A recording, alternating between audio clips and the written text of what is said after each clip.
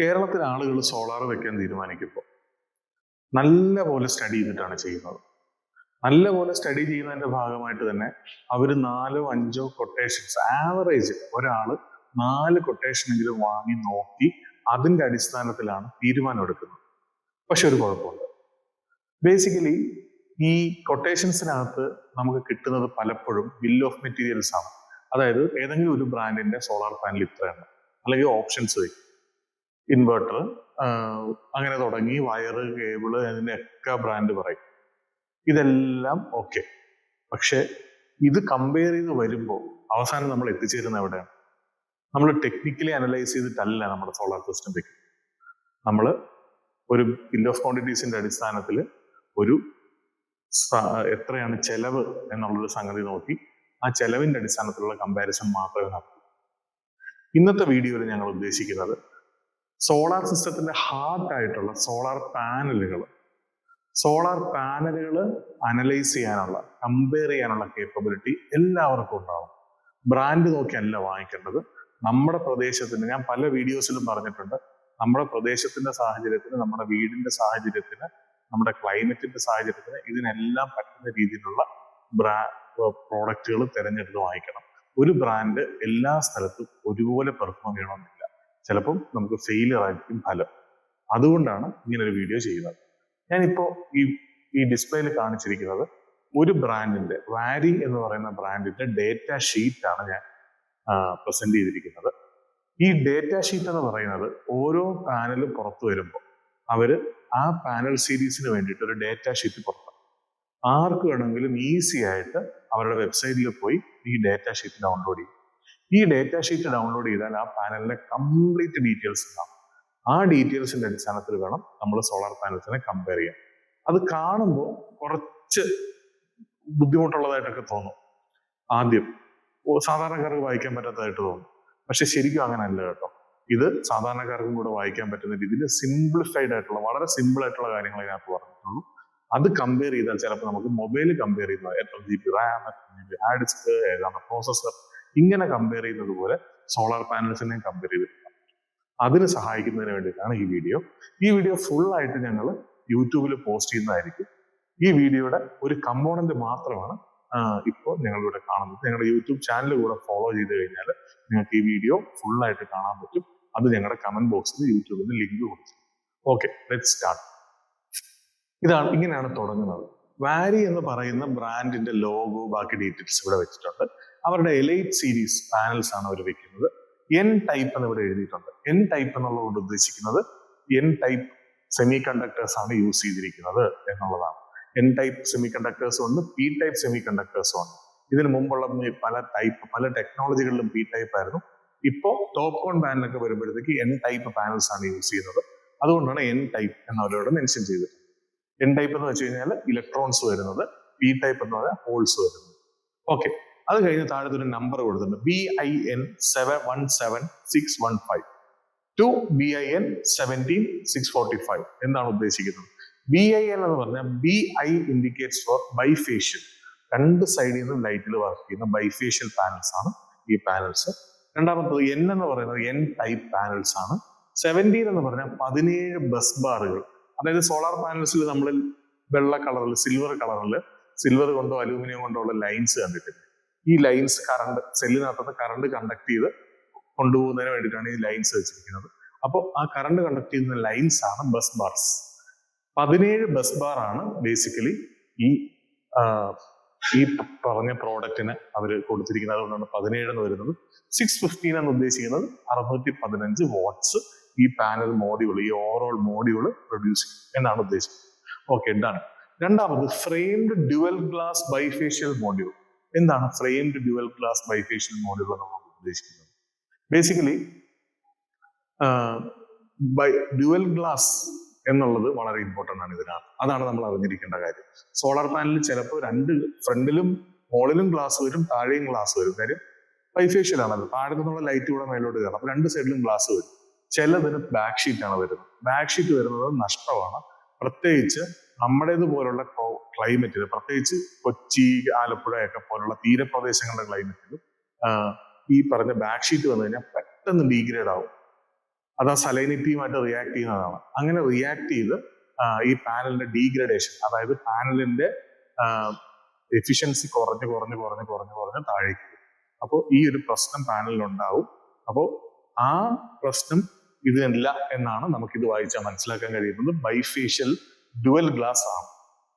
Okay, let's come to ഇവർ പറഞ്ഞിട്ടുള്ള 6 പ്രധാനപ്പെട്ട പോയിന്റുകൾ. ഒന്നാമത്തത് ഹയസ്റ്റ് റിലയബിലിറ്റി. ഓക്കെ, അത് റിലയബിലിറ്റി ഉണ്ടെന്ന് പറയുന്നത് അത് ക്ലെയിം ആണ്. Enhanced cloak tolerance, MBB. എന്താണ് ഈ MBB എന്ന് പറയുന്നത്? MBB എന്നുള്ളത് ഉദ്ദേശിക്കുന്നത് മൾട്ടി ബസ് ബാർ. ഞാൻ നേരത്തെ പറഞ്ഞു, ഒരുപാട് ബസ് ബാറുകൾ ഇതിനകത്തോട്ട് വരുന്നുണ്ട്. 17 ബസ് ബാർ വരുന്നുണ്ട്. 17 ബസ് ബാർ വരുമ്പോൾ അതിനനുസരിച്ചിട്ടുള്ള ഒരു ക്രാക്ക് ടോളറൻസ്. ഈ ബസ് ബാറും ക്രാക്ക് ടോളറൻസും തമ്മിൽ എന്താണ് ബന്ധം? സ്വാഭാവികമായിട്ട് നമുക്കൊരു സംശയം തോന്നും. ബേസിക്കലി ഇത് വളരെ സിമ്പിൾ ആണ്. സാധാരണ പാനലുകളിൽ 3-4 ബസ് ബാറുകളാണ് ഉണ്ടാവുക. ഈ പാനലിന്റെ ഏതെങ്കിലും ഒരു സൈഡിൽ ഒരു ക്രാക്ക് വന്നാൽ, ക്രാക്ക് പല കാരണങ്ങൾ കൊണ്ട് വരും. മാനുഫാക്ചറിങ് ചെയ്യുന്നത് തൊട്ട് അത് നമ്മുടെ വീട്ടിലെത്തുന്നു, ഹാൻഡിലിംഗ്, അത് കഴിഞ്ഞിട്ടുള്ള ഇൻസ്റ്റാളേഷൻ, അത് കഴിഞ്ഞിട്ടുള്ള വിൻലോഡ്, അത് കഴിഞ്ഞിട്ടുള്ള മറ്റെന്തെങ്കിലും തരത്തിലുള്ള ഇമ്പാക്ട്, ഇതൊക്കെ പാനലിന് ക്രാക്ക് ഉണ്ടാക്കും. ഇതൊന്നും ഇല്ലെങ്കിൽ ഫാറ്റി കുറെ നാൾ ഇരുന്നിട്ട് തന്നെ ക്രാക്ക് ഉണ്ടാകാൻ സാധ്യതയുണ്ട്. ഈ ക്രാക്ക് വരുമ്പോൾ സാധാരണഗതിയിൽ 3-4 ബസ് ബാറാണ് ഉള്ളതെങ്കിൽ ആ ക്രാക്ക് വന്നു കഴിഞ്ഞാൽ അത്രയും സ്ഥലം അങ്ങ് നമുക്ക് നഷ്ടപ്പെട്ടു പോകും, അത്രയും ഭാഗത്തെ ജനറേഷൻ നഷ്ടപ്പെട്ടു പോകും. അതേസമയം മൾട്ടി ബസ് ബാറിന്റെ അഡ്വാൻറ്റേജ് എന്നുള്ളത് 17 ബസ് ബാർ ഉണ്ട്. എവിടെങ്കിലും ഒരു സ്ഥലത്ത് ക്രാക്ക് വന്നാൽ ആ ക്രാക്ക് വന്ന സ്ഥലത്തെ ബസ് ബാറിന്റെ വളരെ അടുത്തടുത്തായിരിക്കുമല്ലോ, ആ ഏരിയയിൽ മാത്രമേ അഫക്ട് ചെയ്യത്തുള്ളൂ. അതാണ് അതിന്റെ അഡ്വാൻറ്റേജ് ആയിട്ട് നമുക്ക് കാണാൻ പറ്റുന്നത്. So that's why it actually shows good crack tolerance. രണ്ടാമത്തത് sustain heavy snow and wind loads. It's good thing. Wind ലോഡിനെ ഏതാണ്ട് 5400 തൊട്ട് 2400 പാസ്കൽ വരെയുള്ള വിൻഡ് ലോഡിനെ ഹാൻഡിൽ ചെയ്യാനായിട്ട് ഈ പറഞ്ഞ പാനലിന് പറ്റും. സ്നോ നമ്മുടെ പ്രശ്നമല്ല. അടുത്തത് ബെസ്റ്റ് ഇൻ ക്ലാസ് തെർമൽ കോഎഫിഷ്യൻ. എന്താണ് തെർമൽ കോഎഫിഷ്യൻ? ആളുകൾക്ക് പലപ്പോഴും ഒരു ധാരണയുണ്ട്, നമുക്ക് ചൂട് കൂടുമ്പോൾ സോളാർ പാനലിലെ ജനറേഷൻ കൂടും. ശരിക്കും അത് തെറ്റാണ്. സോളാർ പാനലിൽ സണ്ണിന്റെ ലൈറ്റ് മാത്രം മതി, ചൂട് വേണ്ട. ചൂട് കൂടുമ്പോൾ ജനറേഷൻ കൂടുമല്ല, ചൂട് കൂടുമ്പോൾ ജനറേഷൻ കുറയുകയാണ് സാധാരണ ചെയ്യുന്നത്. അപ്പോൾ ആ ചൂടിനെ എങ്ങനെ മാനേജ് ചെയ്യുന്നു എന്നത് തീരുമാനിക്കുന്നത് തെർമൽ കോഎഫിഷ്യന്റ് ആണ്. ആ കോഎഫിഷ്യന്റ് ആണ് ഇവിടെ പറഞ്ഞിരിക്കുന്നത് ബെസ്റ്റ് ഇൻ ക്ലാസ്. അത് ബെസ്റ്റ് ആണ് എന്നാണ് പറഞ്ഞിരിക്കുന്നത്. ഓക്കെ, തുടർച്ചയിൽ നമുക്കത് നോക്കാം. അടുത്തത് ഹൈസ്റ്റ് കൊമേഴ്ഷ്യൽ ഗെയിൻസ് ഉണ്ടെന്നാണ് പറയുന്നത്. Basically lower LCOE. LCOE എന്ന് ഉദ്ദേശിക്കുന്നത് ലെവലൈസ്ഡ് കോസ്റ്റ് ഓഫ് എനർജി. എനർജിയുടെ അതായത് നമ്മൾ പാനൽ മൊത്തം ഇൻസ്റ്റാൾ ചെയ്യുമ്പോൾ ആദ്യം നമ്മൾ ചിലവാകുന്ന ക്യാപിറ്റൽ ഇൻവെസ്റ്റ്മെന്റ് ഡിവൈഡഡ് ബൈ അതുപോലെ നമ്മൾ എത്രയാണ് എനർജി പ്രൊഡ്യൂസ് ചെയ്യുന്നത് എന്നുള്ള കാര്യം നോക്കിക്കഴിഞ്ഞാൽ നമുക്ക് ടോട്ടൽ എനർജി പ്രൊഡ്യൂസ് ചെയ്തതിന് നമ്മൾ എത്ര ക്യാപിറ്റൽ ഇൻവെസ്റ്റ് ചെയ്തു എന്ന് നോക്കിക്കഴിഞ്ഞാൽ ഒരു യൂണിറ്റിന് നമുക്ക് എത്ര രൂപ കിട്ടിയിട്ട് മനസ്സിലാവും. അതാണ് ലെവലൈസ്ഡ് കോസ്റ്റ് ഓഫ് എനർജി. സോ അത് ഹയസ്റ്റ് ആണെന്നാണ് പറയുന്നത്. ഓക്കെ, നോക്കാം, തുടർച്ചയിൽ നോക്കാം. ബെറ്റർ വീക്ക് ലൈറ്റ് പെർഫോമൻസ്, അതായത് ലൈറ്റ് കുറവുള്ള സാഹചര്യങ്ങളിലും ഇത് നന്നായിട്ട് പെർഫോം ചെയ്യും എന്നുള്ളത്. ഒബ്വിയസ്ലി അത് ടോപ്പ് കോൺ ബാലൻസിന്റെ ഒരു പ്രത്യേകതയാണ്, ലൈറ്റ് കുറവുള്ള സാഹചര്യങ്ങളിൽ നന്നായിട്ട് പെർഫോം ചെയ്യുക എന്നുള്ളത്. Excellent PID resistance. ഈ PID എന്ന് പറയുന്നത് വളരെ ഇമ്പോർട്ടന്റ് ആയിട്ടുള്ള ഒരു ഫാക്ടറാണ്. ബിക്കോസ് PID എന്ന് പറഞ്ഞാൽ പൊട്ടൻഷ്യൽ ഇൻഡ്യൂസ്ഡ് ഡീഗ്രഡേഷൻ. അത് ഒരു ടെക്നിക്കൽ സംഗതിയാണ്. ബേസിക്കലി ഈ സോളാർ പാനലിനകത്ത് സോളാർ പാനൽ നമ്മൾ വെച്ചു, അത് സ്പ്രിങ്ങുമായിട്ട് അറ്റാച്ച് ചെയ്തു. സ്പ്രിങ്ങുമായിട്ട് അറ്റാച്ച് ചെയ്തതിന് ശേഷം ആ സ്പ്രിങ് നമ്മൾ ഇൻവെർട്ടറിൽ കൊടുത്ത് ഇത് ഓപ്പറേറ്റ് ചെയ്യാൻ തുടങ്ങി. സോ ഇത് ഫംഗ്ഷൻ ചെയ്യുന്ന ഒരു വോൾട്ടേജ് റേഞ്ച് എന്ന് പറയുന്നത് ഒരു 1000 വോൾട്ട് തൊട്ട് 1500 വോൾട്ട് വരെയൊക്കെയാണ്. ഈ 1500 വോൾട്ടിനകത്താണ് ഈ പാനലിനകത്ത് സർക്യൂട്ട് വർക്ക് ചെയ്യുന്നതെങ്കിൽ, അല്ലെങ്കിൽ ആ കണക്ഷൻസ് എല്ലാം വർക്ക് ചെയ്യുന്നതെങ്കിൽ, ഇതിന്റെ പുറത്തൊരു അലൂമിനിയം ഫ്രെയിം ഉണ്ട്. ബേസിക്കലി ഈ അലൂമിനിയം ഫ്രെയിം നമ്മൾ എർത്ത് ചെയ്ത് ഗ്രൗണ്ട് ചെയ്ത് എർത്ത് ചെയ്തിരിക്കുകയാണ്. അപ്പോൾ അതിന്റെ വോൾട്ടേജ് 0 ആണ്. അപ്പോൾ ഒരു സ്ഥലത്ത് 1000 വോൾട്ട്, മറ്റേ സ്ഥലത്ത് 0 വോൾട്ടേജ് എന്നുള്ളൊരു സാഹചര്യം വരുമ്പോൾ സ്വാഭാവികമായിട്ടും ഈ വോൾട്ടേജ് തൊട്ടടുത്തടുത്തല്ലേ നിൽക്കുന്നത്. ഈ സെല്ലിനകത്ത് നിന്ന് കറണ്ട് ഈ ഇതിനകത്തുള്ള എൻകാപ്സുലന്റ് ക്രോസ് ചെയ്ത്, ഗ്ലാസ് ക്രോസ് ചെയ്ത്, ഇതിന്റെ പുറത്ത് മോയ്സ്ചറും സലൈനറ്റും അങ്ങനെ എന്തെങ്കിലും ഉണ്ടെങ്കിൽ അതുവഴി നേരെ നമ്മുടെ ഈ ഫ്രെയിമിലേക്ക് കറണ്ട് പാസ് ചെയ്യാൻ തുടങ്ങും.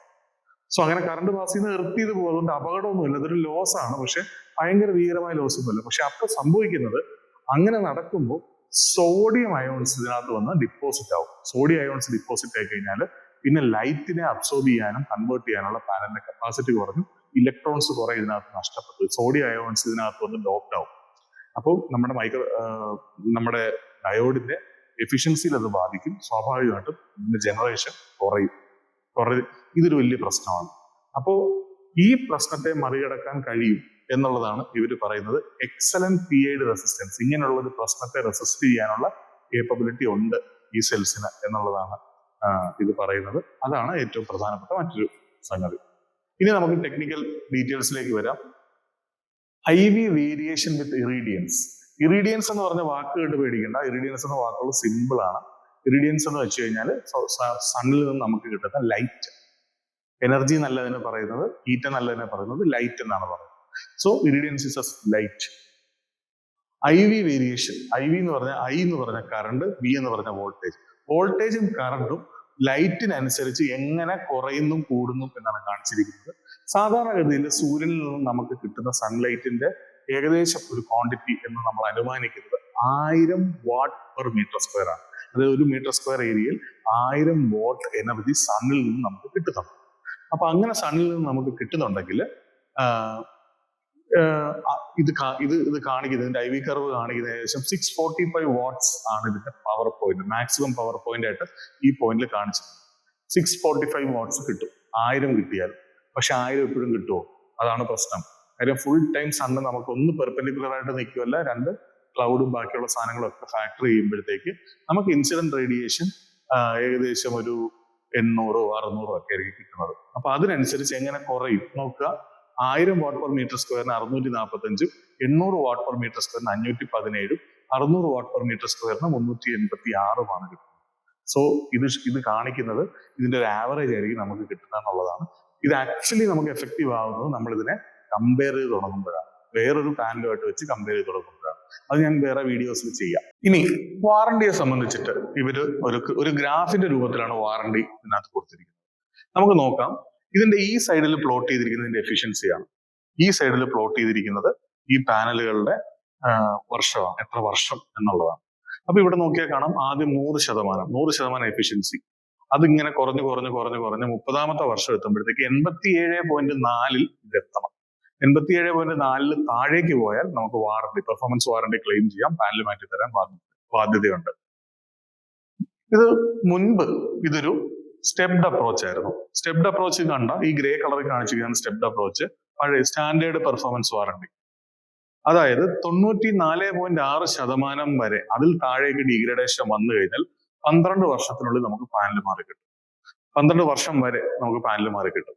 അതിനുശേഷം പിന്നെ 30 വർഷം വരെ 87.4% ഡീഗ്രഡേഷന്റെ താഴെ വരണം, അപ്പോഴേ കിട്ടുള്ളൂ. ഇതായിരുന്നു കുഴപ്പം. പക്ഷെ ഇപ്പൊ നോക്കുക എങ്ങനെയാണ് വാരി കൊടുത്തിരിക്കുന്നത് നോക്കുക. വാരി ബേസിക്കലി അങ്ങനല്ല, ലീനിയർ ആയിട്ടുള്ളൊരു കർവാണ്. ഈ കർവിനകത്ത് നമുക്ക് ഏത് പോയിന്റില്, ഉദാഹരണത്തിന് 4.6 ആണല്ലോ, ഒരു 93 92 ഒക്കെ ആയിരിക്കും ഇവിടെ വരിക.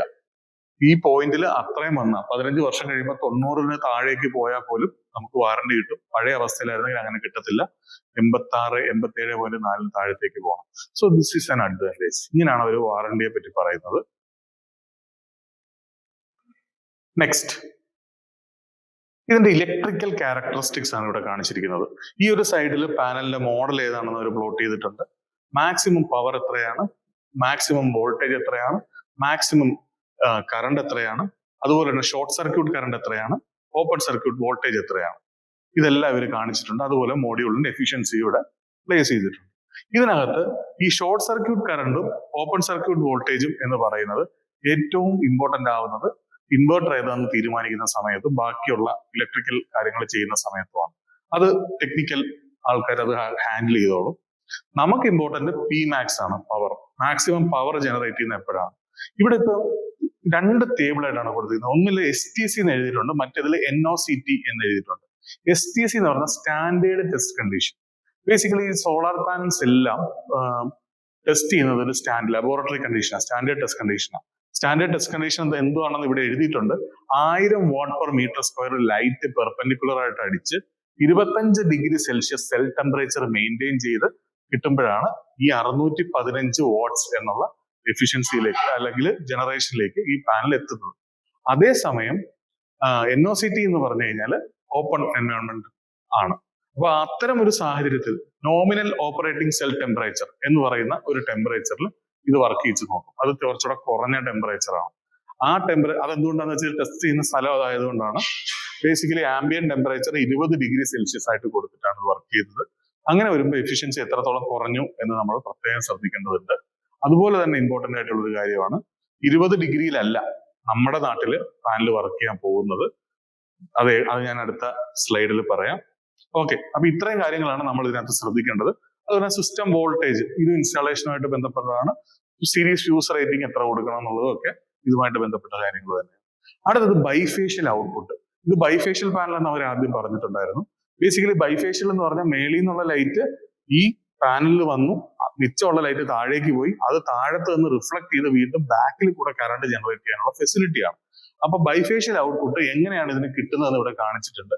ബേസിക്കലി എത്ര ശതമാനം ഔട്ട്പുട്ട് വരും. ഫോർ എക്സാമ്പിൾ 15% ലൈറ്റ് റിഫ്ലക്ട് ചെയ്ത് മേളിലോട്ട് വന്നു കഴിഞ്ഞാൽ എത്ര ഔട്ട്പുട്ട് കിട്ടുമെന്നും എത്ര എഫിഷ്യൻസി കിട്ടുമെന്നും ഇവിടെ കാണിച്ചിട്ടുണ്ട്. അത് 20% ആകുമ്പോൾ കൂടുന്നതായിട്ട് കാണാം, 25-30 ആകുമ്പോൾ കൂടും. അപ്പൊ എത്രയാണ്? ഇപ്പൊ ഫോർ എക്സാമ്പിൾ നല്ല വൈറ്റ് പെയിന്റ് അടിച്ച് കൃത്യമായിട്ട് ഇട്ടിരിക്കുന്ന ഒരു സ്ഥലമാണെങ്കിൽ പവർ ഔട്ട്പുട്ട് ഏകദേശം 799 800 വരെ കിട്ടും. 615ന്റെ പാനലിന് 799 വരെ 30% ബൈഫേഷ്യൽ ഫാക്ടർ വെച്ചിട്ട് ജനറേഷൻ കൂടുതൽ കിട്ടും, നല്ല ബൈഫേഷ്യൽ സാധ്യതയുള്ള സ്ഥലമാണെങ്കിൽ. സോ അതാണ് ഇവിടെ കാണിച്ചിരിക്കുന്നത്. അങ്ങനെയുള്ള സ്ഥലങ്ങളിൽ ജനറേഷൻ കൂടുതലായിരിക്കും. ഓക്കെ,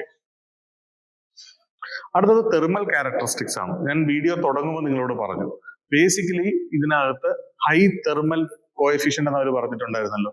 അതാണ് ഇവിടെ കാണിച്ചിരിക്കുന്നത്. ടെമ്പറേച്ചർ കോഎഫിഷ്യന്റ് ഓഫ് കറണ്ട്, അതായത് കറണ്ടിന്റെ അളവ് ടെമ്പറേച്ചർ 1 ഡിഗ്രി സെൽഷ്യസ് കൂടുന്നതിനനുസരിച്ച് എത്ര ശതമാനം കറണ്ട് അധികമായിട്ട് ഇതിനകത്ത് ഉണ്ടാവും എന്നുള്ളതാണ് ഇവിടെ കാണിച്ചിരിക്കുന്നത്. 0.046 കറണ്ട് കൂടുകയാണ് ചെയ്യുന്നത്. ഇതിന് മുമ്പത്തെ വീഡിയോയിൽ ഞാൻ പറഞ്ഞിട്ടുണ്ടായിരുന്നു, അതായത് എപ്പോഴും ടെമ്പറേച്ചർ കൂടുമ്പോൾ കറണ്ട് കൂടും, പക്ഷേ വോൾട്ടേജ് ഡ്രോപ്പ് ആവും. കണ്ടോ, മൈനസ് കാണിച്ചിരിക്കുന്നത്, -0.26 voltage percentage per degree Celsius ഈ പാനലിന് ഡ്രോപ്പ് ആവും. അതുകൂടാതെ ടോട്ടൽ പവർ ഏകദേശം -3 വോൾട്ടേജ് ഡ്രോപ്പ് ആവുന്നുണ്ട്. കറണ്ട് ഇച്ചിരി കൂടിയെങ്കിലും വോൾട്ടേജ് നല്ലപോലെ ഡ്രോപ്പ് ആയി. -0.3% പവർ ഇതിനകത്ത് ഡ്രോപ്പ് ആവും. കേരളത്തിലെ ടെമ്പറേച്ചർ 65 ഡിഗ്രി ആണല്ലോ. ഈ 65 ഡിഗ്രി എന്നുള്ള സാഹചര്യം നമ്മൾ 65 ഡിഗ്രി കൂടുമ്പോൾ ഏകദേശം കറണ്ട് 14.11 ആംബിയർ നിൽക്കേണ്ട കറണ്ട് 14.37 ആംബിയർ എന്നുള്ള കണക്കിലേക്ക് 57 വോൾട്ട് വരേണ്ടതിന് പകരം 51 വോൾട്ട് വരെ പാനലിന്റെ വോൾട്ടേജ് കുറയുന്നതായിട്ട് കാണാം. അതാണ് ഇവിടെ കാണിച്ചിരിക്കുന്നത്. നിങ്ങൾ കാൽക്കുലേറ്റ് ചെയ്യാൻ നിൽക്കേണ്ട, ഇതിന്റെ താഴെ ഒരു കൃത്യമായിട്ട് ഗ്രാഫ് കൊടുത്തിട്ടുണ്ട്. ഈ ഗ്രാഫിൽ പറഞ്ഞിട്ടുണ്ട് 10 ഡിഗ്രി സെൽഷ്യസ് വരെ ഉള്ള ചൂടില് അല്ലെങ്കിൽ 10 ഡിഗ്രി സെൽഷ്യസിൽ ഏകദേശം 673 ആണ് ഇതിന്റെ പെർഫോമൻസ്. അത് 25 ഡിഗ്രി സെൽഷ്യസ് ആകുമ്പോഴത്തേക്ക് 645 കുറഞ്ഞ് സെൽ ടെമ്പറേച്ചർ 70 ഡിഗ്രി സെൽഷ്യസ് എത്തുമ്പോൾ ഏകദേശം 556 ഡിഗ്രി സെൽഷ്യസ് 556 വാട്ട് മാത്രമാണ് ഇതിന് പ്രൊഡ്യൂസ് ചെയ്യാനായിട്ട് കഴിയുക. സോ ചൂട് കൂടുന്നതനുസരിച്ച് എങ്ങനെ പെർഫോം ചെയ്യുന്നുള്ള ഗ്രാഫ് അവർ സയന്റിഫിക്കലി ടെസ്റ്റ് ചെയ്ത് ഇട്ടിട്ടുണ്ട്. അപ്പൊ അത് നോക്കി നമുക്ക് അത് മനസ്സിലാവും. സോ ഫൈനലി മെക്കാനിക്കൽ ക്യാരക്ടറിസ്റ്റിക്സ് ഉണ്ട്. മെക്കാനിക്കൽ ക്യാരക്ടറിസ്റ്റിക്സിൽ പാനലിന്റെ ഡയമെൻഷനും ബാക്കി ഹോൾസ് എല്ലാം എവിടെയാണ് വരുന്നതെന്നെല്ലാം കൊടുത്തിട്ടുണ്ട്. കൃത്യമായിട്ട് ഇൻസ്റ്റാളേഴ്സിന് ഇൻസ്റ്റാളേഷൻ പ്ലാൻ ചെയ്യാൻ ഇത് ഹെൽപ്പ് ചെയ്യും. ഇത് കൂടാതെ ഇതിനകത്ത് കൊടുത്തിട്ടുള്ള വേറൊരു ഇമ്പോർട്ടന്റ് ഫാക്ടർ ആണ് 156 cells, 156 M10 or M10R type top con bifacial എന്ന് വെച്ച് കഴിഞ്ഞാൽ 156 സെല്ലുകൾ ഈ പാനലിനകത്ത് ഇൻക്ലൂഡ് ചെയ്തിട്ടുണ്ട്. ഇതിന്റെ ഗുണം എന്ന് പറഞ്ഞാൽ നമ്പർ ഓഫ് സെൽസ് കൂടുതലാണ്. നമ്പർ ഓഫ് സെൽസ് കൂടിക്കഴിഞ്ഞാൽ സ്വാഭാവികമായിട്ടും നല്ലതാണ്. ബേസിക്കലി അതിന്റെ ഡീറ്റെയിൽസ് എന്താണെന്നുള്ളത് ഒരു വീഡിയോ ആയിട്ട് തന്നെ എക്സ്പ്ലെയിൻ ചെയ്യാം. ഇത് കൂടാതെ 2 mm low iron HTR semi tempered glass. ഈ low iron HTR semi tempered glass എന്ന് വെച്ച് കഴിഞ്ഞാൽ HTAR എന്നത് മാത്രം മനസ്സിലാക്കിയാൽ മതി. ഹൈ ട്രാൻസ്മിഷൻ ആന്റി റിഫ്ലക്റ്റീവ്, അതായത് ലൈറ്റിന് നല്ലപോലെ സോളാർ പാനലിലേക്ക് കടത്തി വിടുമ്പോഴത്തേക്കാണ് സോളാർ പാനലിനകത്ത് ജനറേഷൻ മാക്സിമം നമുക്ക് കിട്ടുക. പക്ഷെ ഗ്ലാസിന്റെ ഒരു സ്വഭാവമുണ്ട്, ഗ്ലാസ് റിഫ്ലക്റ്റിംഗ് കൂടെ ചെയ്യും. അപ്പൊ അങ്ങനെ റിഫ്ലക്ട് ചെയ്ത് അത്ര സൺലൈറ്റ് നമുക്ക് നഷ്ടപ്പെടും. അത് നഷ്ടപ്പെടാതിരിക്കാനാണ് ഈ AR കൊടുത്തിരിക്കുന്നത്, ആന്റി റിഫ്ലക്റ്റീവ് കോട്ടിങ്. നല്ല ട്രാൻസ്മിഷൻ നടക്കും, അതുപോലെ തന്നെ ആന്റി റിഫ്ലക്റ്റീവ് കോട്ടിങ്ങും കൊടുക്കുന്നുണ്ട് മേളിലെ ഗ്ലാസ്സിന്. താഴത്തെ ഗ്ലാസ്സിൽ വ്യത്യാസമുണ്ട്.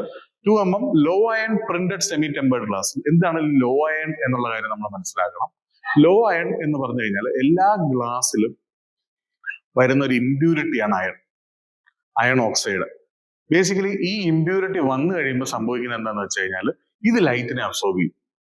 ലൈറ്റിനെ അബ്സോർബ് ചെയ്യുന്ന പറഞ്ഞാൽ നമുക്ക് അറിയാം വൈറ്റ് ലൈറ്റിന് 7 കളറുകളാണുള്ളത്. ഇതിനകത്ത് റെഡ് കളറിനെയും ഇൻഫ്രാറെഡ് റീജിയനിലുള്ള ആ ബാൻഡിനെ ഈ ഇമ്പ്യൂരിറ്റി അബ്സോർബ് ചെയ്യും. ഇങ്ങനെ അബ്സോർബ് ചെയ്താൽ സ്വാഭാവികമായിട്ട് നമുക്ക് കിട്ടുന്ന പ്രൊഡക്ഷന് ഒരു 1-2% കുറവ് വരും. അപ്പൊ അതുകൊണ്ടാണ് ലോ അയൺ എന്നവർ പറഞ്ഞിരിക്കുന്നത്. അടുത്തത് ഈ ഗ്ലാസിന്റെ കാര്യം പറഞ്ഞു. അടുത്തത് എൻകാപ്സുലേറ്റ്, PID ഫ്രീ. ഞാൻ പറഞ്ഞല്ലോ നേരത്തെ, പൊട്ടൻഷ്യൽ ഇൻഡ്യൂസ്ഡ് ഡിഫ്യൂഷൻ. അത് ഫ്രീ ആയിട്ടുള്ള UV റെസിസ്റ്റന്റ് ആയിട്ടുള്ള എൻകാപ്സുലേറ്റ് എന്ന് വെച്ച് കഴിഞ്ഞാൽ ഈ സെൽസും ഗ്ലാസും തമ്മിൽ ബോണ്ട് ചെയ്ത് വെക്കുന്ന സംഗതിയാണ് എൻകാപ്സുലേറ്റ്. അത് PID ഫ്രീ ആണെന്ന് അവർ ക്ലെയിം ചെയ്യുന്നുണ്ട്. ജംഗ്ഷൻ ബോക്സ് നമ്മുടെ ഫോണിനൊക്കെ ഉള്ളതുപോലെ IP68 ആണ്, വാട്ടർ പ്രൂഫ് ആണ്. അതുപോലെ തന്നെ കേബിൾസും കണക്ടേഴ്സും IP68 റേറ്റഡ് ആണ്. അതെല്ലാം okay. Then finally the frame, anodised aluminium alloy ആണ് ഇതിനകത്ത് വരുന്നത്. എന്താണ് ഈ ആനോഡൈസ്ഡ് അലൂമിനിയം അലോയ്? നമ്മുടെ സോളാർ പാനലിന്റെ സൈഡിൽ ഒരു അലൂമിനിയം ഫ്രെയിം കാണാം. ഈ അലൂമിനിയം ഫ്രെയിമിനകത്ത് അലൂമിനിയവും ഭയങ്കര റിയാക്റ്റീവ് ആണ്, പക്ഷെ വേറെ ഒരുപാട് മെക്കാനിക്കൽ അഡ്വാൻറ്റേജസ് ഉണ്ട്. അപ്പൊ ഈ ഭയങ്കര റിയാക്റ്റീവ് ആയതുകൊണ്ട് തന്നെ ഓക്സിജനുമായിട്ട് ചേർന്നിട്ട് അലൂമിനിയം ഓക്സൈഡ് ആയിട്ട് ഇത് മാറും. ഇത് മാറുമ്പോൾ ഇത് ഇറഗുലർ ആയിട്ടായിരിക്കും ഉണ്ടാകുന്നത്. ഇതിന്റെ ഇടയ്ക്ക് നിറച്ച് കുഴികളും അങ്ങനത്തെ സാധനങ്ങളും ഒക്കെ കാണാം. നമുക്ക് കാണാൻ പറ്റാത്ത സ്കെയിലിൽ ഇതിനകത്ത് വെള്ളം വന്നിരിക്കുകയോ മറ്റു സോൾട്ടോ എന്തെങ്കിലും വന്നിരിക്കുകയോ ഒക്കെ ചെയ്തു കഴിഞ്ഞാൽ ആ സ്ഥലം വെച്ചിട്ട് ഇത് ഡീഗ്രേഡ് ആവും. അതായത് പാനൽ ഡീഗ്രേഡ് ആവുന്നല്ല, അതിനകത്ത് ആ ഫ്രെയിമിന്റെ ശക്തി നശിക്കും ക്രമത്തില്.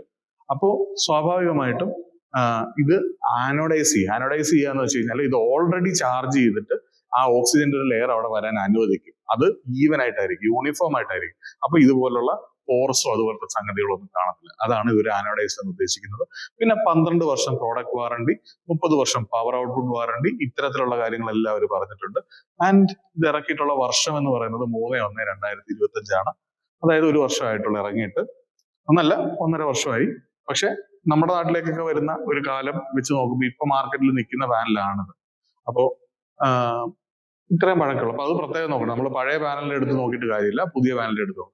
ഇത്രയേ ഉള്ളൂ സോളാർ പാനലിനെ പഠിക്കുക എന്ന് പറയുന്നത്.